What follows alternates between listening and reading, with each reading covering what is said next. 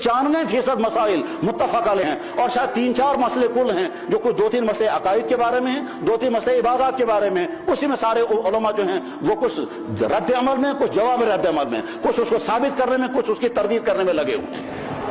एक गांव में अक्सरियत बेनमाजियों की 3 मस्जिदें हैं, एक मस्जिद में 3 बूढ़े नमाज पढ़ते हैं, एक मस्जिद में एक मास्टर साहब और 2-3 बच्चे नमाज पढ़ते हैं, दूसरी मस्जिद में ताला लगा हुआ है। जुमे के दिन एक साहब आए, उसने लंबी चौड़ी तकरीर की क्या साहब शेअन लिल्लाह पढ़ना बहुत जरूरी है, उसके बगैर नहीं, और जो नहीं पढ़ता है वो औलिया को मानने वाला नहीं। दूसरे आज जुमे में दूसरा आलिम आ गया, उसने कहा दुनिया का सबसे बड़ा शिर्क यही है। तो बेचारे गांव की हालत ये है कि वहां नमाज पढ़ने के लोग तैयार नहीं है और उनको उलझा रहे हैं वो किस बात पर, एक ऐसे मसले पर जो जिसकी अहमियत ही कुछ नहीं है। काश उलमा ये समझें इस वक्त इस्लाम हमसे क्या मुतालबा करता है।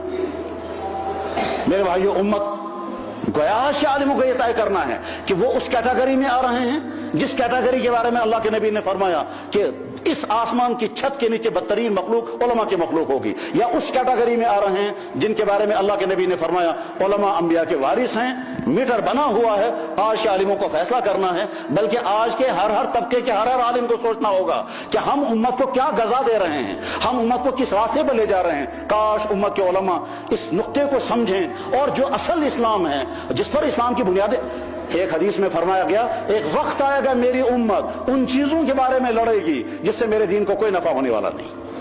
एक साबित कर रहा होगा ये जरूरी है, दूसरा कहता हुआ हराम है, न वो इतना हराम होगा न। एक मस्जिद में लड़ाई हो गई, किस बात पर? एक कहता था नमाज के बाद जोर से जब तक नहीं पढ़ेंगे नमाज नहीं और खास ही नहीं ना। दूसरे ने कहा ये तो हराम है, ये तो कहीं था ही नहीं। इस पर लड़ाई हो गई, पुलिस वालों ने कहा फिलहाल करते तो फैसला तो था वो उसको कुरूतियत।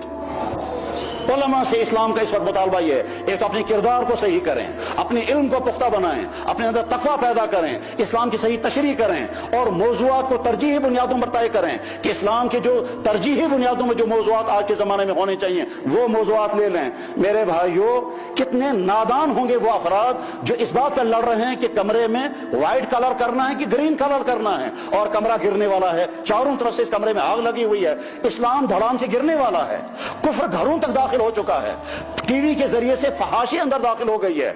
नादानी का हाल यह है कि दीनदार लोग अपने बच्चों को कार्टून सुनाते हैं और कार्टून के जरिए से उनके जहन में कृष्ण की तहजीब लाई जा रही है। और हमारी मस्जिद में तकरीर होती है क्या साहब नमाज के बाद जोर से पढ़ना है कि आहिस्ता पढ़ना है, वह अंदर में कुफ्र दाखिल हो रहा है।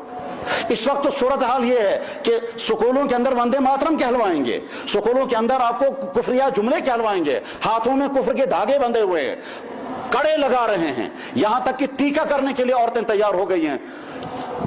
हजारों कश्मीरी मुसलमान मुर्तद हो गए और हो रहे हैं। अभी पिछले दिनों मुझे अलीगढ़ से कश्मीरी लड़के ने फोन किया, कह लगा जनाब यहाँ कश्मीरी लड़के आए हैं वो ईसाई बन गए हैं और ऐसी बहस करते हैं, ऐसे एतराज़ात करते हैं कि हम जवाब नहीं दे सकते। और हम काश उलमा ये समझें कि इस वक्त उम्मत मुस्लिमा को किस चीज की दवा की जरूरत है।